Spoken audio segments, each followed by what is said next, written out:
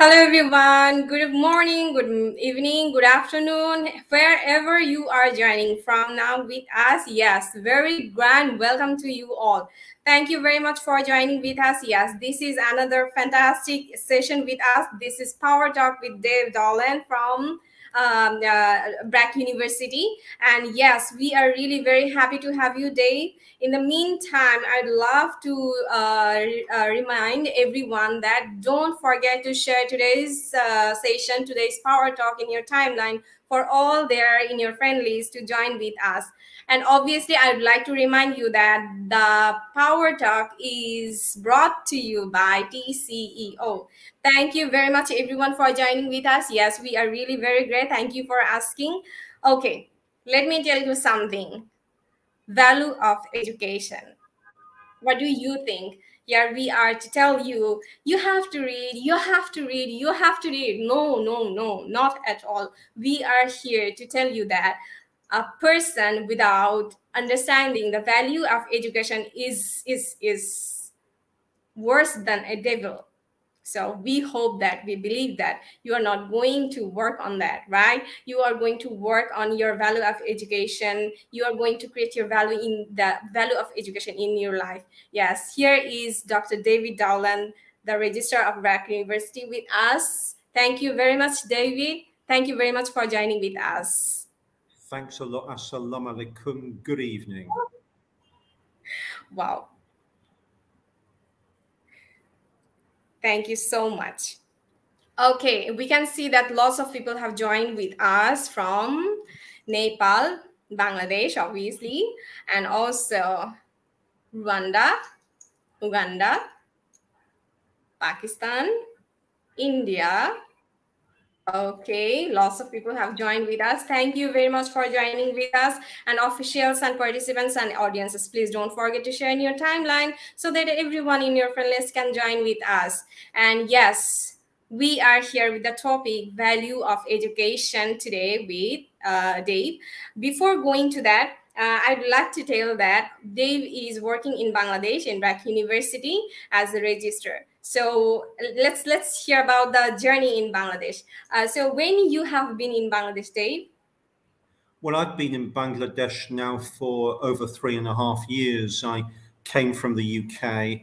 I went first to live in Chittagong, and I was registrar of the Asian University for Women, with which I still have a good connection.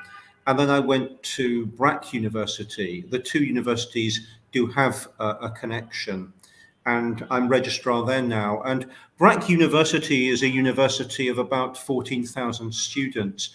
And I just wanted to say it's a pleasure hearing the names of some of the countries that you've just mentioned, because we have students from all of those countries, as well as from Bangladesh. So we're becoming quite an international university as well, just as your group is so international. That's very energizing to see that and to appreciate it. Oh, that's really great. So how you you are working with the in the education sector for a long time, and how you feel that yes, I can start the I can work in the education sector. What actually motivates you to work in education sector? Well, I spent a lot of my life in education at a very young age. I went to school, and my whole life really has been dominated by semesters and terms. And when I did my PhD many years ago, I was thinking about what career I should follow. And it's interesting how sometimes maybe even a chance conversation can have an influence on you. And one day I was talking to a fellow PhD student, and she said that she was interested to go into higher education management and leadership. And I thought that made quite a lot of sense for me as well, because of my background and my interests. It seems to me that there are various ways of making a career choice. One way is that you follow your passion. People often say follow your passion. Yeah. But there's another way of doing it, and this is what I did.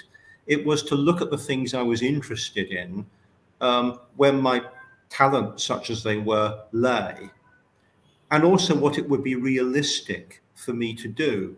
And that led into higher education. But I think above all, it came as well really from a driving sense of the value of education and of higher education. That's the title of this program, but that's deeply motivating to me. And also working with students. And I'm really happy to be able to say, after so many years working in education, I'm as delighted now and enthused now working with students as I was when I started off as a young university administrator. Universities are places of ideas, social ideals, quite tough places to be too, but they're about life itself, really. And so that's part of the ideal that motivates me. Oh, wow. That's really, really great. And that's why you are today with us with your expertise and with your passion. You have been working with Thank you everyone for joining with us. Yes, don't forget to share. And I would love to share with you that this program is brought to you by TCEO. Yes, TCEO is a holistic program for all of you for developing your skills. What skills? What skills? Yes, you will got to know what are the skills whenever you are starting with TCEO. Before that, I would love to share that yes, we have been working in International Youth Summit for a long time, and I'd love to share that as I'm working in was the office directly, I got lots of people, lots of volunteers and officials who have been working with us for a long time, and they just share with us that yes, we have done this training, we have done that training, and lots of things. So I just keep saying, oh my goodness, when I'm going to join all those training programs. Fortunately, I have been joining in this training program, and I'm sure that as I have developed my skill, I really believe that that will be going to work in you too. Yes, let's come to our topic of discussion in Power Talk. Okay, before going that, I'd like to acknowledge some name. Fatim Almas, Aisha Rahman, Moses Bagire Blessings, Nesta Nazarwe, Shafia Zannat, Wakabi Iria Casey, Arya Ruhi, Rahman Jitu, Mehrin Binte Mehdi. Thank you so much, everyone. Another name is written in Arabic language. I cannot read this. I'm sorry. Thank you for joining with us.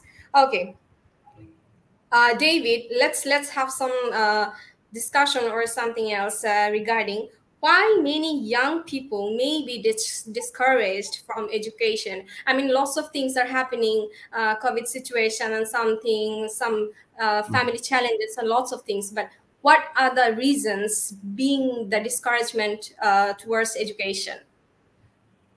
In the short term, recently, the pandemic has had a big impact on students.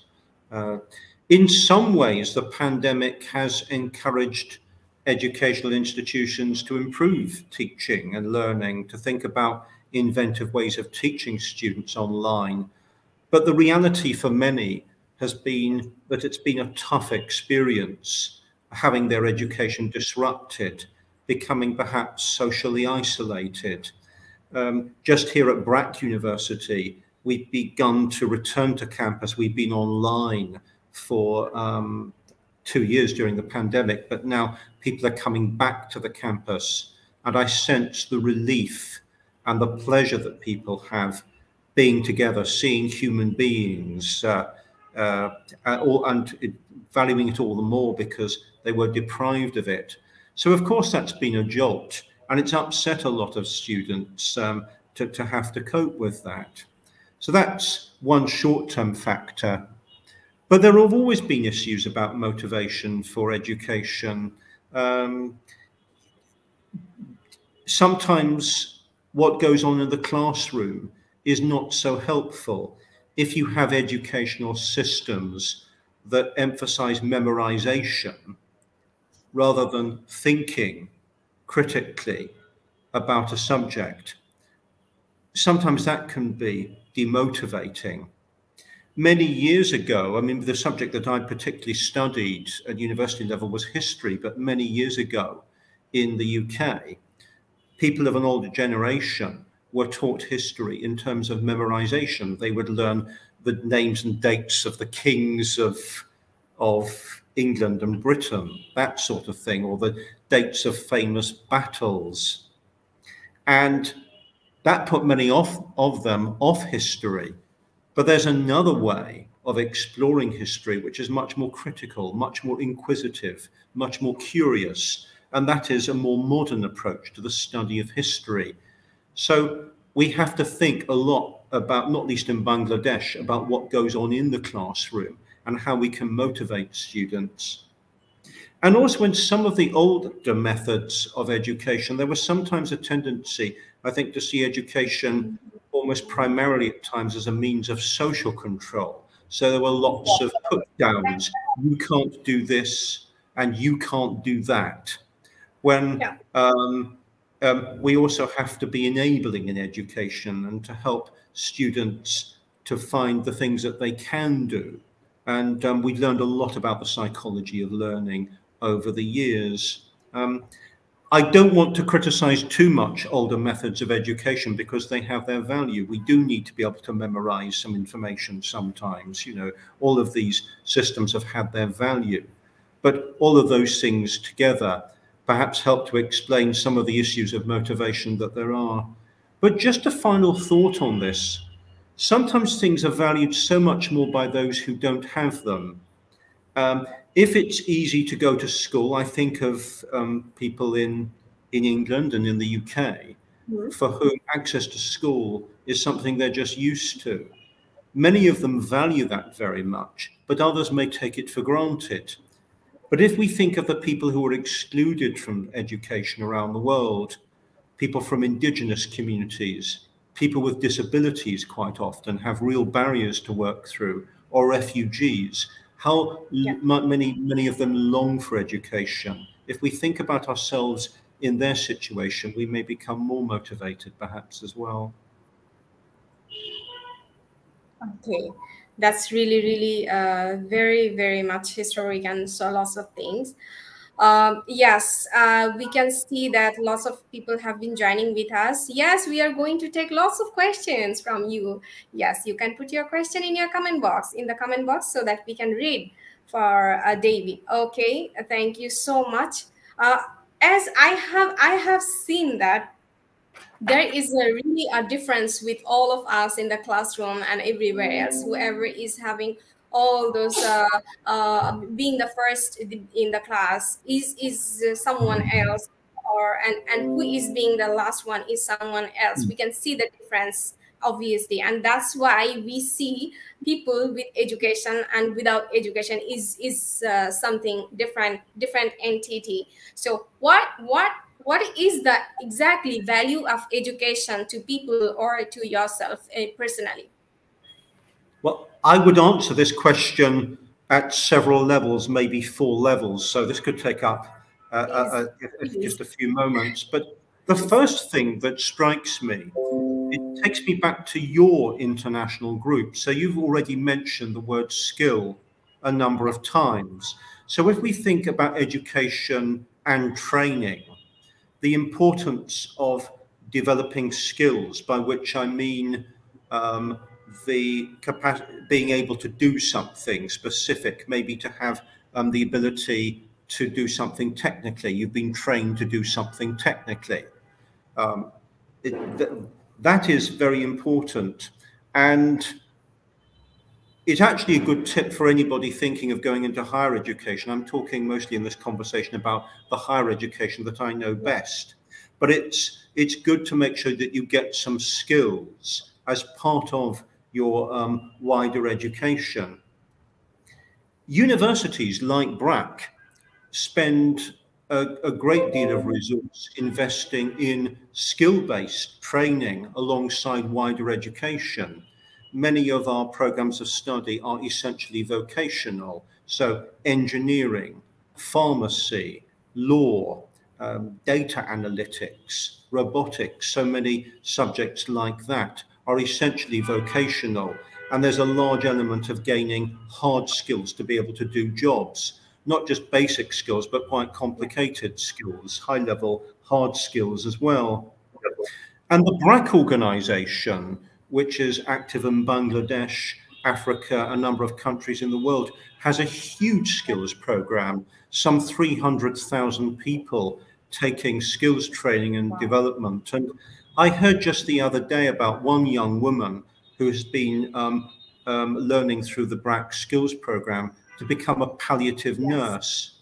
So she looks after seriously ill patients. But she's found meaning for herself in life and a good job by developing her skills in palliative nursing. So that is of central importance. But then just briefly, if we think about it at other levels, the ability to think critically. I'm always grateful to my parents, just speaking personally, that they put a big investment in the education of all their children, and they made sacrifices to do that. And one of the things they said to us was that your education will always protect you through your life. And this is for various reasons, but part of what they meant was that if you learn to think critically, that you could tell more easily whether somebody was telling you rubbish or something that you could trust. And so you were protected. Now, we know we have huge problems around the world with distorted impressions being given on social media, some politicians spreading hatred even, and we can see the importance of being able to think critically and indeed humanely as an antidote to that, to extremism as well. So there's education as a kind of protection, being able to think for ourselves and not to be vulnerable to exploitation. And then the other couple of things I would say as well is this theme of skills in education, and now I'm speaking more widely. You must have discussed so many times the fourth industrial revolution, so often discussed. Even there's talk now of a fifth industrial revolution.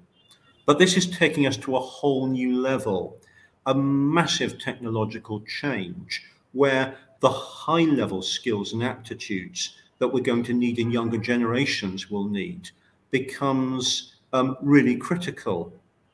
And indeed, whole countries risk losing out if they are not well prepared for this massive change that's taking place in society. We could perhaps think a little bit more together, if you want, about what that means for us. But it's raised the stakes of education.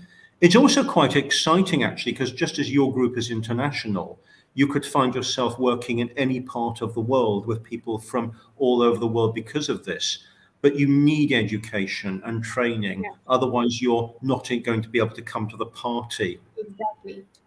And then the last thing I would say is all this talk of skills and training, but education fundamentally is about personal transformation, becoming more fully ourselves as human beings. And this is something that's very well understood by educational institutions all over the world. It's why many universities try, for instance, to have a residential element to their education. Just yesterday, following the pandemic, hundreds of our students moved onto a beautiful campus just outside Dhaka to live and study together for the coming semester. And they're doing that because it's a chance for them to change as people, really, and to benefit from being with people from so many backgrounds. So there's a richness as well to the opportunities that education offers to have all kinds of experiences, to learn to respect other people and to become more fully ourselves. Yes, exactly. Personal transformation needs lots of things, and not only bookish knowledge and everything else. There are lots of things, lots of trainings we have to do, and that's why we have designed TCEO program with lots of trainings, namely self-reliance, customer service and excellence, body language module, corporate etiquettes, professional telephone skills module, active listening, emotional intelligence. Namely, some other I'd love to share, because there are lots of things, as I said, I'm not going to share. You'll get to know when you join. But I'd love to share because I have been doing all these trainings and I see the transformation in me. And that's why I'm today with all these people, all of you in front of in front of Dave and lots of people we are working with today. Thank you so much. And lots of some other training modules are healthy food habits. I'd love to mention about this very, very interestingly, because whenever you are not feeding your machine, you're not going to get a result, right? So that's why we have designed these training programs in a manner you don't need to go for searching any other trainings. You have to know everything else. You got to know everything else, and you can work on those things in your organization, whether you in your entrepreneurship or in your corporate office or anywhere else. Thank you so much, David. Yes, lots of questions are coming. We will be reading all those right now. There's a question from Nazmul Hussain Jishan what do you feel the most exciting or effective learning environment would be? Well, if I think about the universities I've worked in, one of the things that I've very much appreciated, I just mentioned it just now, was having a residential element to education. In my previous institution, the Asian University for Women, that was set up to bring together students from many countries across the world to learn to be with each other on the lines that I just said. And it was striking to see what happened when, for instance, you brought students from Sri Lanka or Afghanistan to be there. Some of them had been taught to view their sisters, as we might call them, because they came from opposing communities. They viewed them negatively.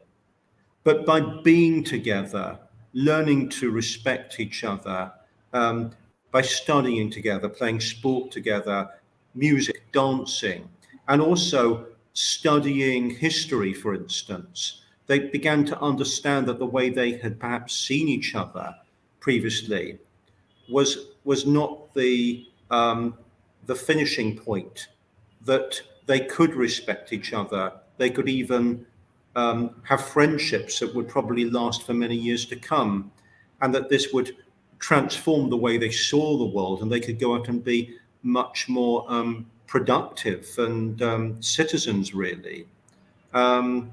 So residential life, it's something that has understood many educational institutions around the world. There's a group of schools called the United World Colleges that's existed for a long time, where they do just that, bring people together from different nationalities to be with each other. But not everyone can do that. A lot of students have to just study during the daytime. And that's why here in Brack University, we have mostly day study, but we do have this arrangement for students to spend a semester living together so that they can have a deeper experience of being with people that they might never otherwise have worked with so closely. So that's one of the things I think I find satisfying.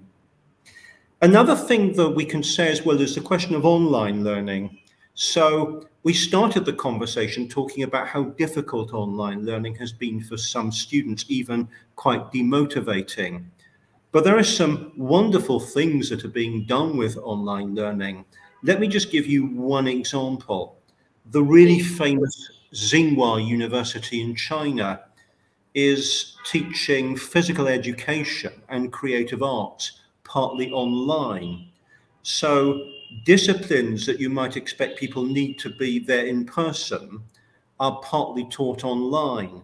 But through technology, they can do things like checking that students are developing the right habits and skills and living healthily. And in the case of the subject of physical education. So the whole education experience they're offering their physical education students has become much deeper, much more effective. So all of these things, residential education, day education, online learning, all of these things we can bring together to make an effective learning environment. That's how I think I'd answer that question briefly. Thank you so much. You have discussed it very fantastically. Thank you so much for the question, and also thank you, Dave, for this beautiful answer. Lots of questions are waiting for you. I'll pick another from Noor Ahmed. Should we change our traditional curriculum to meet with global need? Yes, in various ways. We touched on it again earlier on. So when we talk about traditional curriculum, it would be interesting to ask you what you mean by that.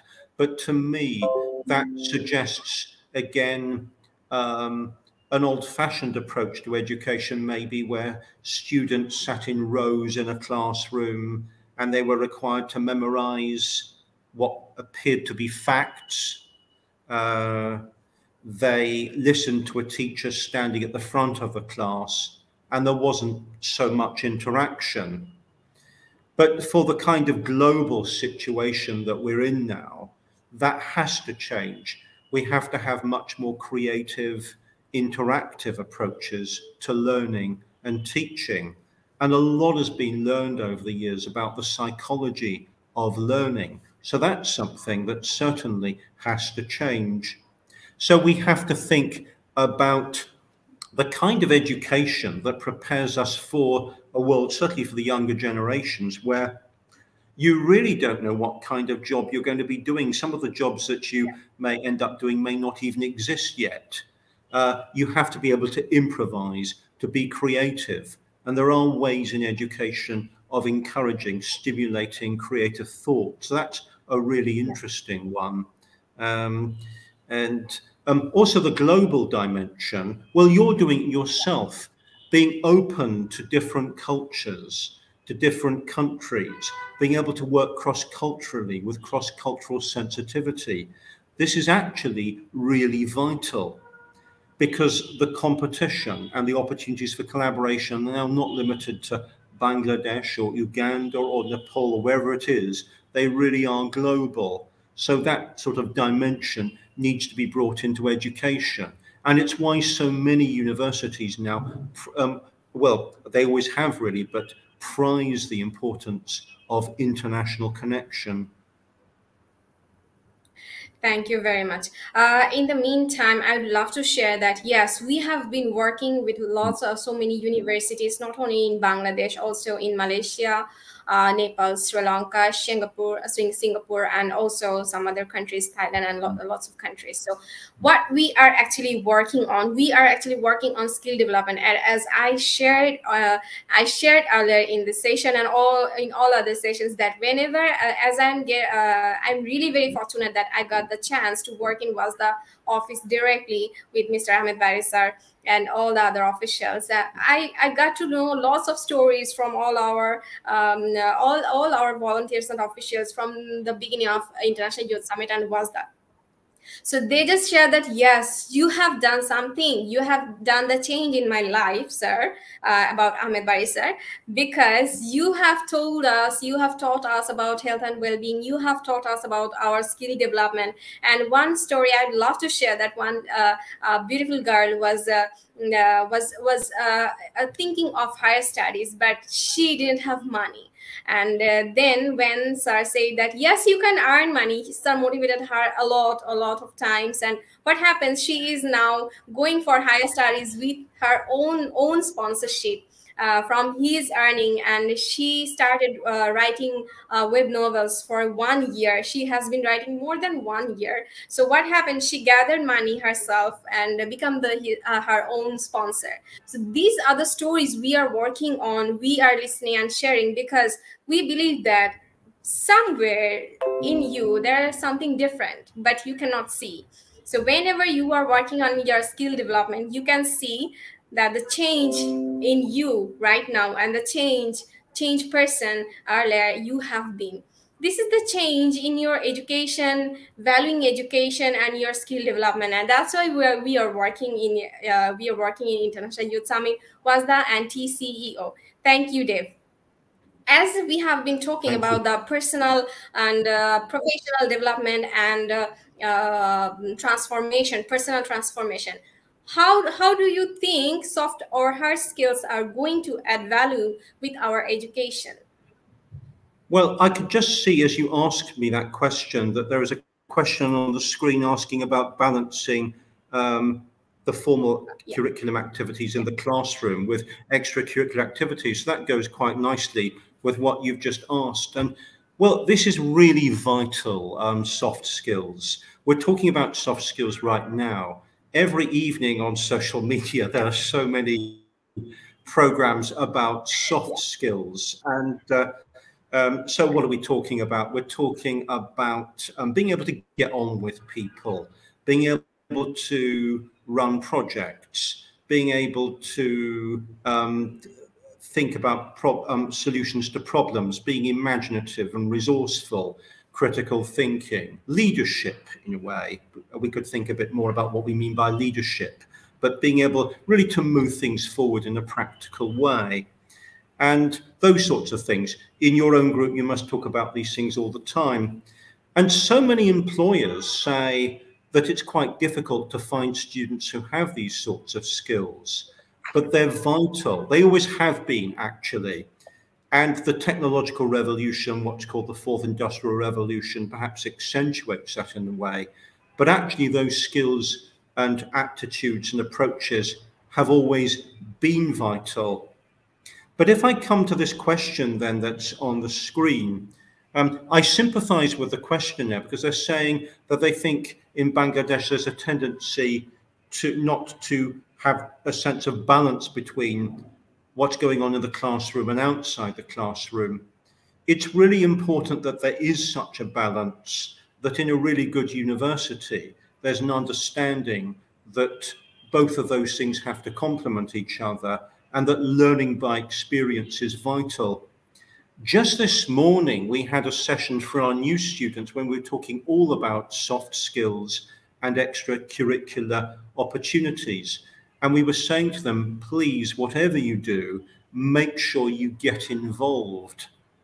Because one of the interesting things to see is that students who become really involved in good extracurricular activities, I could give you some examples, they often find that they're practicing these soft skills, working together with other students and others as well. And they're enjoying doing it, and they don't even realize perhaps that they're developing these soft skills.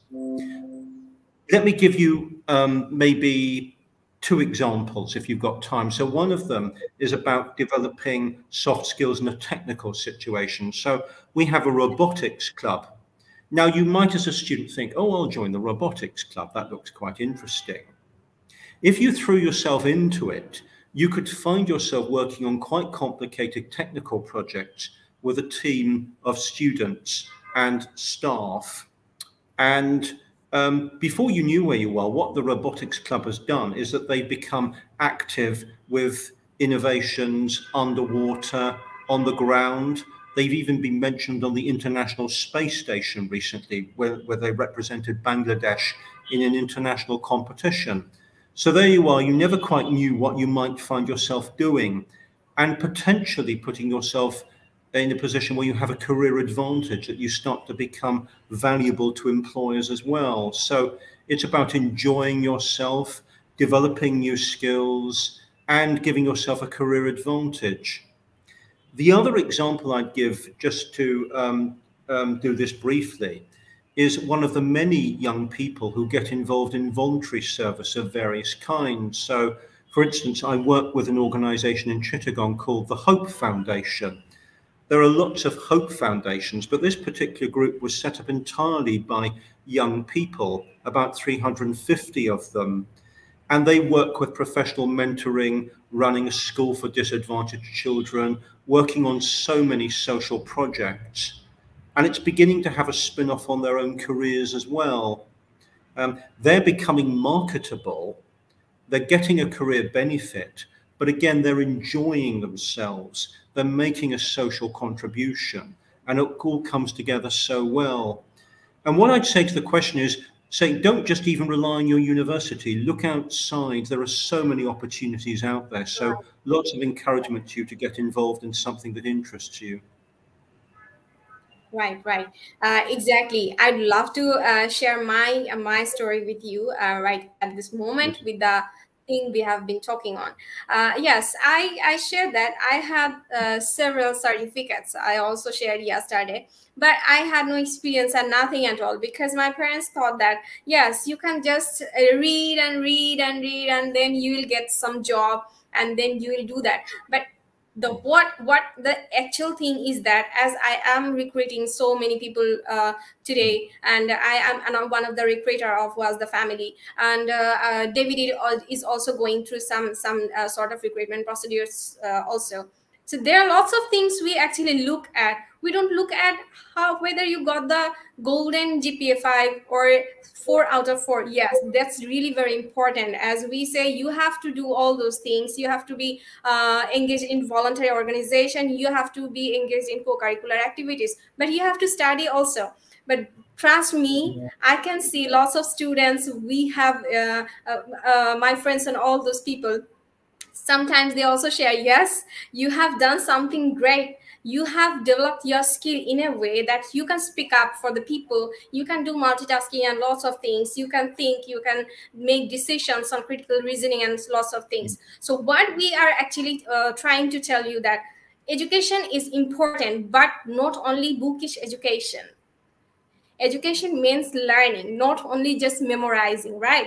So whenever you are learning, you are gathering knowledge, you are being in the training industry, you got to learn lots of things. So I'd love to share one line from Benjamin Franklin: an investment in knowledge pays the best interest. And today I really believe that you understand that very well. So invest in yourself, and we are here working on that. Dave is working in education sector, we are also working in training sector to develop your skill every day. And that's really important, that matters, that will stay with you when you don't have the printed certificates and everything else. Yeah. So as we have been talking about the David, shall we go for this question or discuss more? Okay, another question, Nazmul Hossein Jishan. Do you feel that the current way we are educating children fully prepares them for the needs of the 21st century? David. Well, I think the question sums up much of what we've been discussing throughout this program, that there are some very good examples of young people being educated for the challenges of this century. But there are also there's also a great deal of improvement that's needed. There have been notable improvements in many ways in the Bangladeshi education systems, but we've talked several times about I think there's still, from what I can see, far too much emphasis on, here I'm mentioning yet again, memorization, learning by rote, that kind of thing. And there's an obvious gap. Students with the Golden Five sometimes struggle when they go to university to meet the sort of standards in a good university, and they need quite a lot of help and encouragement to do that. So there are gaps actually there. One of the things there are so many things we need to do in education. We have to make sure education remains broad, that we have an understanding that it's not only about skills, but there has to be a skills element there as well. In universities, we need to bring industry into the classroom, though, much more so as well, to give students an opportunity to get work experience and to work on what you might call real life work situations as well. That's part of where the extracurricular activities come from. So there are so many things that we have to do. And I mentioned already the international element to education that's really important as well. So I appreciate that there's this question, which gives us a chance really to emphasize many of the things we've been talking about earlier on. Thank you. Thank you so much. Let's come to another question regarding the value of education. Yes, till the time you have been learning that. And one proverb goes, whenever we are children and started school, there was a saying that if you learn, you will get on the car, bus, and everything else. I know all the Bangladeshi people are getting that in their childhood times. So this is not only getting on the bus or truck or something else, right? This is all about your life, how you invest your learning in yourself, in your value addition in your life. That's really important. Okay, as we have been talking about the recruitment procedure, how a student can be more attractive, or how a graduate person can be more attractive to the employers? Right. Yeah. This is something in your group you're working on all the time, and there's so much good advice about what to do. This is a good opportunity to say something about what I notice shortlisting hundreds of applicants for jobs.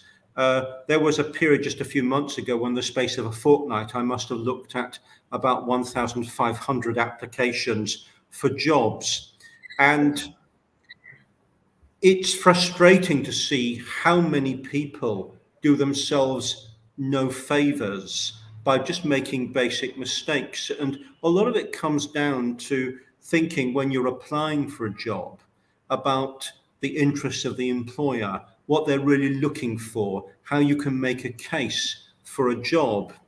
So we find that the applications are unfocused, and then also at the job interviews, often the applicants have not really thought about the sort of case that they should make. They haven't done the research into the organisation. And Sadia, you could come back in on this, but there really is a fairly easy advantage to gain for yourself if you just do that. So when you're applying for a job, research into the organisation.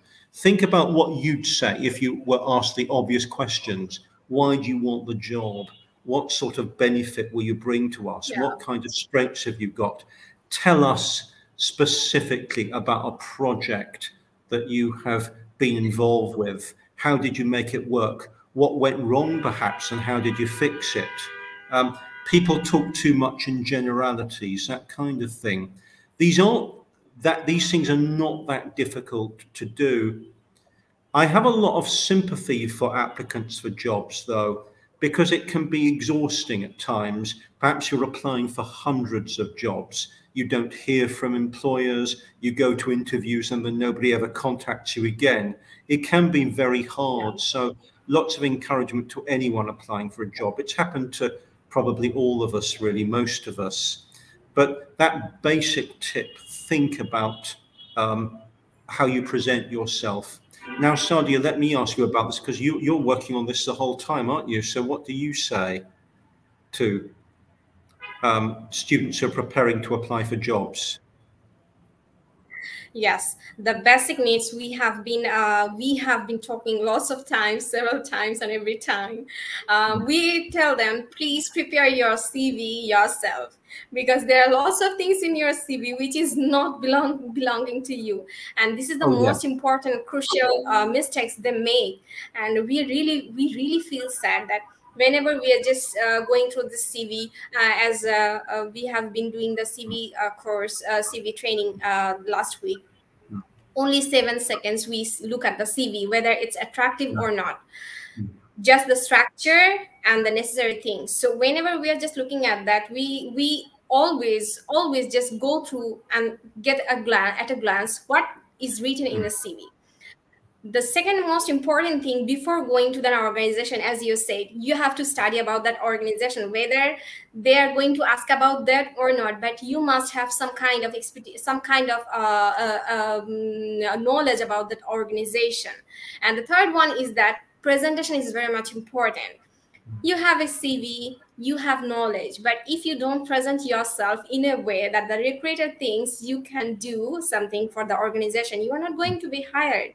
And exactly the same thing we are going, just looking at the applicant, whether he or she can perform, whether he or she can engage with ourselves, our works, and we just whether take or just reject. So these are all those things. And also some, as I shared, I feel that I'm skilled today because I have invested in myself, and you are requested to invest in yourself in a way that you can be confident. You can confident. You must look confident. Your works and your activity and your performance must be confident, and that's why we have been working a lot in International Youth Summit, in TCEO. So let's share something which is called emotional intelligence, which is very much important for being confident in your workplace, and also self-reliance, and also something like personal branding. So personal branding is another thing which is very much important for building up your confidence. So stay with us and obviously join with us in all the sessions, and TCEO is there to support you every week. Yes, lots of questions are coming. We are going to answer very fast because we are running out of time. Mr. David, how can we improve our brain's power to learn anything within few times with a perfect basic? Wow. Wow, all sorts of things you should have a program just on this, actually, shouldn't you? There are all sorts of little things that you can do to help yourself learn. So, for instance, sometimes if you have to remember certain facts or words or whatever, there are things called mnemonics, you know, that can help you fix something in your head. I find one of the most effective ways of learning something is to have to explain it to other people. So one of the things I learned quite early on is that I learn best studying with other people, where we are discussing an idea, and then and indeed if I've got to explain something to someone else and I can help them to understand, it begins to fix in my brain. Whereas if I'm just sitting on my own reading a whole mass of information, that may be more difficult. At least when I think back to when I was a student, that was always one of my preferences, to have times of study on my own, but then to come out and discuss an idea or what's really going on. So that's something else that occurs to me. There are many more things we could think about. Sadia, you just give us one yourself if you'd like, actually. What would you advise? There's a good question's been asked. Is there anything you might like to add? Yes, that's really a fantastic question. Something like that, you have to go through what you are doing always, right? As we have 24 hours a day, and whether we are not investing in ourselves, how we can think that yes, we can do something else or something not. So the thing first goes, yes, just checking on that. Yes, the question is perfect basic. Yes, perfect basic. Think yourself, as we have been doing, telling every time that do a SWOT analysis before you go for any kind of interview or before completion of your graduation. So then you can see what are your strengths, what are your weaknesses, what are your traits, and what are your opportunities. And we all have differences. We all are different people. We all are different in a manner, in our lifestyle and everything else. So brain's power is also very important whenever we are thinking. Yesterday, I was telling that my son, if you think that something is bothering you, it is going to exactly bother you. And if you think, no, I will not give any chance to that portion or to that particular thing to bother me, that is not going to bother you. So yes, we can improve our brain power, and basic is very important when we are doing the SWOT analysis. We can improve. Yes, that's really very good question. Thank you so much, Jitu. We are going for the next question. Fahmida Sultana. Okay. Tausif. Oh, Tausif bin Akram. I am a freelancer, but my family does not take my work seriously. Also, our guardians and teachers prevent us from doing various co-curricular activities in our school college. How can we acquire and handle different types of skills by overcoming these obstacles, family obstacles? Okay. So this is something that's come up a few times in this program, isn't it? And why would anyone want to discourage you from doing co-curricular activities? Well, the books are very important. So I would encourage, I'm a registrar, I would say, make sure you do your formal study. That's very important. But we've already said how important co-curricular activities are as well. If we can understand for our children or our students that when they come to apply for jobs, for instance, if they've done some productive co-curricular activities, they'll have something to talk about. There'll be a project that they can describe that they've done. So there really does have to be a balance there. We may need to make the most of the formal study, but we also need co-curricular activities as well. And also we need the refreshment and enjoyment of doing something that we like doing. It could be playing cricket, it could be going traveling, whatever, music, dance, whatever it happens to be, but it's really vital. And I must say that this has been understood by educational institutions all over the world for a very, very long time, that they talk about people who are a bit well-rounded, you know, that they've got a balance in their lives. So it's very important that we have it. But you don't just have to rely on what your college is offering you. You can take up interests outside. So I have the motivating experience of going all over Bangladesh, working with youth organizations that consist of young people who are working together outside university and college often. So their co-curricular activities aren't even inside the university necessarily, but they're making opportunities for themselves and often getting benefits from that. So you can have your own interests as well.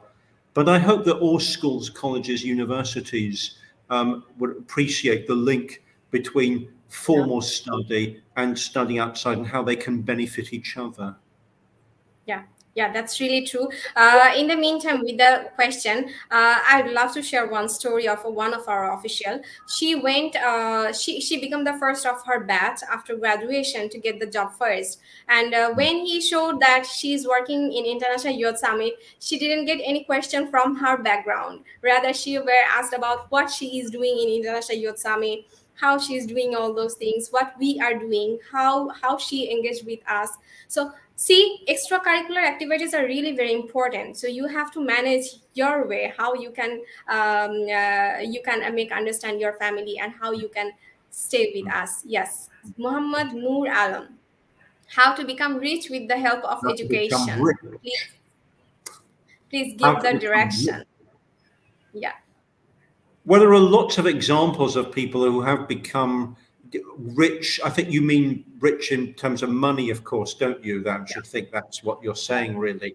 There are lots of people who do. So those who go into education and they use their education to understand where the big needs of society are going to be. So, for instance, maybe you go into education and you understand the importance of being able to use data and big data, and you become somebody who's in need, who's in demand in the market. Or maybe you have entrepreneurial skills of various kinds, and you still need some sort of education to help you with that, along with your imagination, your creativity. You can actually learn to develop those sorts of skills and qualities still further, and various types of education will help with that. But I think with education, one of the things to do is to try not to be too specific. So a mistake that's often made is trying to think about what sort of job we're going to get for the next 5 years, when actually we need also to be thinking about the longer term. In a way, gaining wisdom is very important in education, and the wisdom itself, in a sense, can also then lead you into a position where you may also become quite prosperous because of the sort of choices you make and the use that you make of the opportunities you get. What would you say to Sadia? Yes, that's really, really, really very important to become rich. But whenever you are becoming rich and yourself, you can think that yes, I can be rich. So yes, we can value education while thinking about being rich. As I said, education is not only working, whether when you are only memorizing but not learning.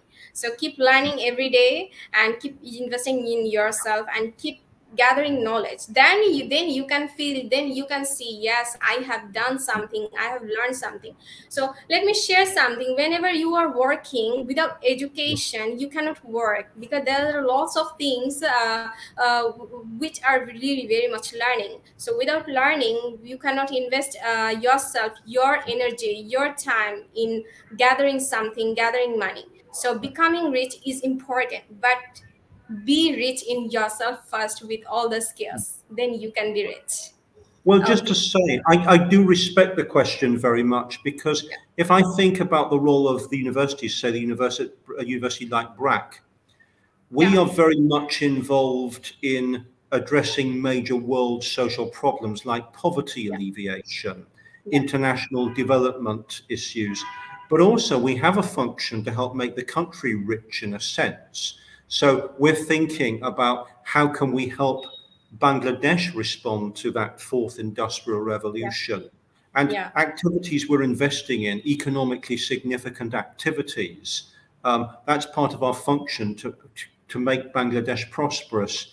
But I'd say to the young man who's asked this question, good luck if you want to become rich. I hope you do. And when you do, remember to then reinvest in the country and society, to not really keep all the important. money for yourself, but also help the whole society to become better. In this manner, I'd love to share something about our Vice President Ahmed Bari sir. So when he started this International Youth Summit, lots of people, I'm not sure whether sir is listening or not, but I'm really, really excited to share that. So lots of people started asking, what are you going to get from this? So he said, yes, I have got my skill. I have got my career successfully in 36, as he has been CEO in the age of 34 only.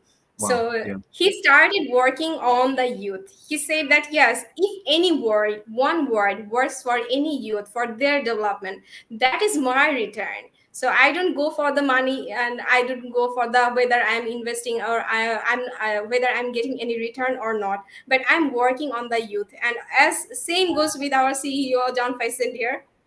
He also says that I am working on youth because I believe what expertise I have, I can invest, and all the youth there can be developed by those things. Thank you so much. Yes. Sheikh Tawhidul.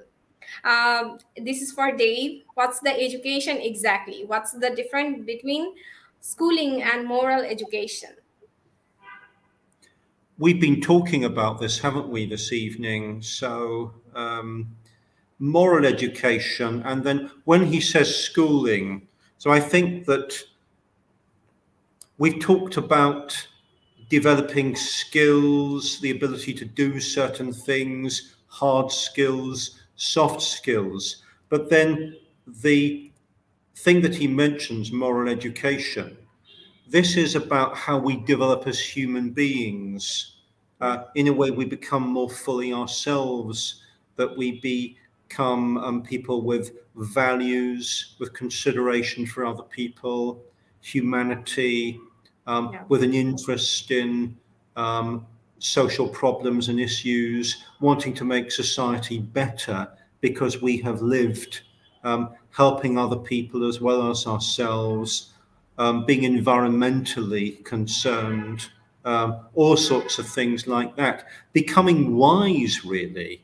And that is a lot of what education has to do. So our university was founded by somebody called Sir Fazli Abed, a very famous figure internationally around the world. And that's what he wanted in his university, that students would have skills and would be employable, but that they would be transformed as people as well. And I appreciate that the question has asked this question about moral education, because it really is at the heart of it. Yeah, thank you so much. Yes, lots of questions, David. I hope that if we do the program for a long 3 or 4 hours, I don't think the questions going to get ended. Okay, No. Noor Samia, what are the effective states of learning? Gosh, what would you say to that, Sadia? I would rather say about the SWOT analysis. First, do the SWOT analysis about yourself, and then specify what you have to learn, and then add some skills with those things, which we are working on right now. Yes, I'm not going to tell lots of things because I would love to hear from David, please.